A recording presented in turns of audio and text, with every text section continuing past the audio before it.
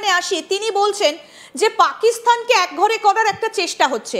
কারণ একটু বলি, কারণ গত জুন মাসেও যেখানে প্রতিরক্ষা মন্ত্রী সাইন করেননি, যেখানে কারণ সেখানে পেহেলগামের কথা উল্লেখ ছিল না, কিন্তু এটা এসসিওতে গিয়ে সাইন হয়েছে, কারণ সেখানে পেহেলগামের তীব্র নিন্দা করা হয়েছে এবং চীন তাতে সহমত হয়েছে যে এই ধরনের কর্মকাণ্ড যে মেনে নেওয়া হবে না সেটা স্পষ্ট করে দেওয়া হয়েছে এসসিও থেকে। দায়িত্ববান একজন প্রতিনিধি হিসাবে জিজ্ঞেস করছি, কালকেও খেয়েছে দুপুরবেলা? সেই ব্যাপারে কোনো খবর আছে কি, আপডেট আছে আপনাদের কাছে? যে শাহবাজ শরীফ যেভাবে দাঁড়িয়েছিলেন, একটা চিন্তা তো হয়, ওই বয়সে লাঞ্চ টাঞ্চ না পেলে বিপদ।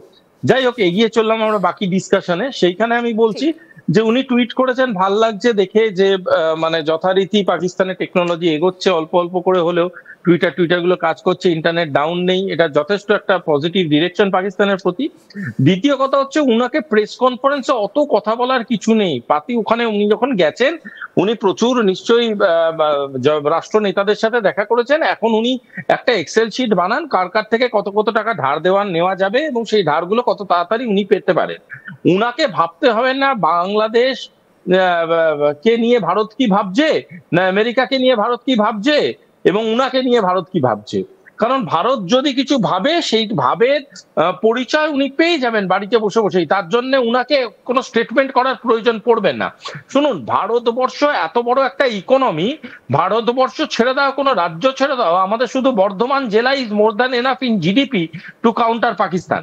সুতরাং এর জন্য আমাদেরকে বিরাট কিছু ভাবনা চিন্তা করার প্রয়োজনীয়তা নেই। দ্বিতীয় কথা হচ্ছে, যদি ভারতবর্ষ, রাশিয়া এবং চায়না তিনজন মিলে অ্যাকুমুলেটিভ কোনো চিন্তাধারা বা চিন্তা ভাবনা নিয়ে যায়, সেটা নিয়ে আমেরিকানসরা কমেন্ট করুক, সেটা নিয়ে আমেরিকানদের সাথে আমাদের ভার্বাল কন্টেস্ট চলবে, এগুলো মানা যেতে পারে। শাহবাজ শরীফ পাকিস্তান কি বললো, let's not talk into a serious podium about this. মানে একটা সিরিয়াস আলোচনার মধ্যে পাকিস্তানকে এত গুরুত্ব দেওয়ার কিছু নেই। কারণ end of the day Pakistan হচ্ছে খাবার শেষে ওই টুথপিকটা যেটা আমেরিকা ব্যবহার করে বিভিন্ন রকম নোংরা পরিষ্কার করার জন্য, এবং ওই টুথপিকের মতনই তাদেরকে চিবিয়ে যে কোনো সময় ছিঁড়ে ফেলে দিতেও পারে। পয়েন্টটা হচ্ছে, আমরা আজকে গোটা ডিনার টেবিলে বসে কোনটা নিয়ে আলোচনা করব, কি খাবার দাবার খেলাম নাকি একটা টুথপিক নিয়ে, সেটা আমাদেরকে ডিসাইড করতে হবে। দ্বিতীয় কথাটা একটা বলে দেওয়া ভালো, আমেরিকা নিজস্ব কোন রকম সাহস নেই যে এই ফক্স প্লে থেকে বেরিয়ে এসে ডাইরেক্ট কনফ্লিক্টে যাবে with India, Russia and China. তার কারণটা হচ্ছে, এদের সবার উপরে কোনো না কোনো রকম ডিপেন্ডেন্সি আমেরিকার আছে। তাই আমেরিকা কি করবে, আমেরিকা এগিয়ে দেবে তার প্রিয় ঘুঁটিগুলোকে, যেগুলো হচ্ছে পাকিস্তান, বাংলাদেশ। এই পাকিস্তান বাংলাদেশের প্রধানমন্ত্রীদের নিয়ে এবং এই আমাদের মোহাম্মদ ইউনূসের মতো কিছু মানে নেতাদের নিয়ে চালাবে। একটা বিষয় একটু আপনার থেকে জানতে চাইবো, এই যে আপনি জিডিপির একটা তুলনা করলেন না বর্ধমানের সঙ্গে গোটা পাকিস্তানের, সেটা তো সহজ পথে, যারা নিজের দেশের উন্নতির কথা ভাববে সৎ পথে থেকে, তাদের সঙ্গেই তুলনাটা মানে, কিন্তু পাকিস্তান কি আদৌ সেটা ভাবে? না, ভাবার জন্য তো একটা বেসিক জিনিসের খুব প্রয়োজনীয়তা আছে, সেটা হলো মস্তিষ্ক। মস্তিষ্ক ছাড়া কেউ ভেবেছে এরকম অভিযোগ তো কারোর বিরুদ্ধে নেই। সেখানে তো পাকিস্তানের তো মস্তিষ্কের অভাব। পাকিস্তান রোগ নেশনের থেকেও বড় কথা, দেখো আমি একটা কথা মানতে কোনোদিনই রাজি নেই কোনো ক্ষেত্রেই, সেটা হলো কোনো মানুষ ইচ্ছাকৃত নেশাগ্রস্ত হয়, সে এনভায়রনমেন্টালি নেশাগ্রস্ততার একটা পরিস্থিতির মধ্যে পড়ে, তারপরে কিন্তু তার নিজস্ব ইচ্ছা শক্তিটা এতটাই দুর্বল যে সে নেশাগ্রস্ত হয়ে পড়ে দিনের পর দিন। এবং তাই পাকিস্তানের অবস্থা সেটাই হয়ে দাঁড়িয়েছে। একটা সময় ছিল তাদের টেরিটরিকে ইউজ করে ধরো তর্কের খাতিরে মেনেই নিলাম টেরারিজম হতো। আজকের ডেটে দাঁড়িয়ে সে কি করছে, সে গোটা বিশ্বের থেকে টাকা অ্যাকিউমুলেট করছে, তাদের সাধারণ মানুষকে বাঁচার উপায় দিতে না, সেই টাকা অ্যাকিউমুলেট করে মাসুদ আজহার বা তাদের বাকি টেরারিস্ট অর্গানাইজেশন গুলো যেগুলো আছে সেগুলোকে আরো কত বড় করতে পারে, আরো তার ইউনিভার্সিটি গুলো বা ইন্ডিয়ার বর্ডারের কোন কোন জায়গায় নিয়ে যেতে পারে, সেইটার জন্য। সুতরাং পাকিস্তানকে অসহায় ভাবার কোনো দরকার নেই। এই জায়গাটা থেকেই কি তাহলে ভারতকে আরো বেশি করে সতর্ক থাকতে হবে? কারণ আমেরিকা নিজের মাটিকে তারা কলঙ্কিত করে না, নিজের মাটিতে তারা যুদ্ধও করে না, নিজের মাটিকে খারাপ কাজে ব্যবহার করে না। আমরা যদি ওসামা বিন লাদেনের ইতিহাস দেখি বা মাসুদ আজহারের যদি আমরা ইতিহাস দেখি, তাহলে সেই জায়গা থেকে কি ভারতের কোন রকম কোনো আশঙ্কা থাকছে?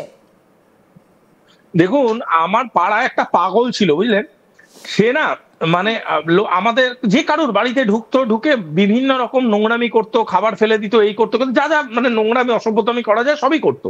তো একদিন তার ব্যাপারে কমপ্লেন করতে আমরা তার বাড়ি গেলাম, বাড়ি গিয়ে দেখলাম তার বাড়ি কিন্তু ঝাঁ চকচকে পরিষ্কার। তখন আমরা বুঝতে পারলাম এটা পাগল নয়, এটা শেয়ালা পাগলামি। নিজের বাড়িটা সে পরিষ্কার রাখে, যত নোংরামি এবং যত পাগলামি অন্যের বাড়িতে গিয়ে দেখায়, কারণ পরবর্তীকালে পরিষ্কার করতে গেলে এবং দায়িত্বটা নিতে গেলে সেই বাড়ির লোককে নিতে হবে, উনাকে নয়। সুতরাং এই শেয়ানা পাগলামি দেখে এবং সেটাকে ট্রিট করে আমরা অভ্যস্ত, আমরা জানি এটা কিভাবে করে। দেখুন, আমরা আফগানিস্তানকে যথেষ্ট অবজারভেশনে রেখেছি, সিরিয়াকে যথেষ্ট অবজারভেশনে রেখেছিলাম, ইরাকের সাথে কি ঘটেছে সেটাকে অবজারভেশনে রেখেছিলাম। সেটাকে রেখেই আমি এখনো বলছি, দায়িত্ব নিয়ে একটা ভারতীয় হিসাবে বলছি, ভারতীয় কিন্তু অপারেশন সিন্দুরের পরে বুঝে শুনে রিটালিয়েট করেছিল এবং বুঝে শুনে সেই বাংকার গুলোকে হিট করেছিল যেগুলোতে টেরারিস্ট আউটফিটস ছিল। ভারতীয় সৈন্যবাহিনী চাইলে ডাইরেক্টলি ওদের মিলিটারি বেসকে হিট করতে পারতো, যেটা করেনি।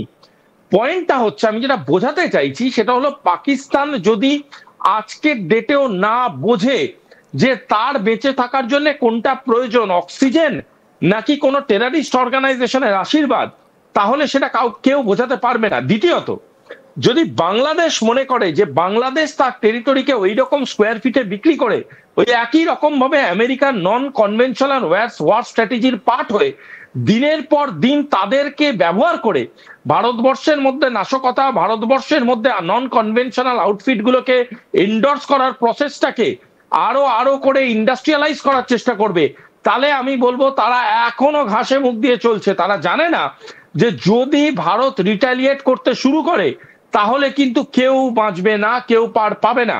আর এখন যখন ভারত ডাইরেক্টলি এসসিওর মাটিতে বসে বলে দিয়েছে যে আমাদের কাছে terrorism is no more just a subject but a priority, তাহলে কিন্তু একটা জিনিস বুঝে নিতে হবে, সেই টেররিজমকে যেমন আমরা কাউন্টার করব, টেররিজমকে যারা এন্ডোর্স করছে যেমন আমরা কাউন্টার করব, তেমনি এই গোটা এন্ডোর্সমেন্টের পিছনে যারা ফক্স প্লে চালাচ্ছে তাদের কিন্তু আমরা ছেড়ে কথা বলবো না। একদম। মার্কো রুবিওর একটা বক্তব্য ভীষণভাবে প্রকাশ্যে এসেছে, যেখানে বলা হচ্ছে যে ভারতের সঙ্গে আমেরিকার যে সম্পর্ক ছিল সেই সম্পর্ক তারা চালিয়ে নিয়ে যেতে আগ্রহী। যদি আমি তার বক্তব্যটাকে বাংলায় অনুবাদ করি, ব্যাপারটা এটাই দাঁড়ায়। এর মাধ্যমে তিনি কি বোঝাতে চেয়েছেন? কারণ যখন ডোনাল্ড ট্রাম্প প্রেসিডেন্ট নির্বাচিত হলেন গত ডিসেম্বর জানুয়ারিতে, যখন আমরা দেখলাম, তখন নরেন্দ্র মোদীর সঙ্গে এবং ভারতের সঙ্গে ভীষণ ভালো একটা সম্পর্ক। তিনি কি সেটার কথা উল্লেখ করলেন নাকি ঘুরিয়ে অন্য কিছু বলার চেষ্টা করলেন? দেখুন, ডক্ট্রিন অফ পিস প্রসেস বলে একটা মানে আর্কাইভ আছে, যারা বিভিন্ন রকম স্পেশালাইজড স্টাডিজ নিয়ে পড়াশোনা করে, স্ট্র্যাটেজিক স্টাডিজ নিয়ে পড়াশোনা করে, তারা অনেকেই এই মানে এক্সাম্পলটা পড়েছেন। ব্যাপারটা এরকম, সেটা হলো পিস ক্যানট কাম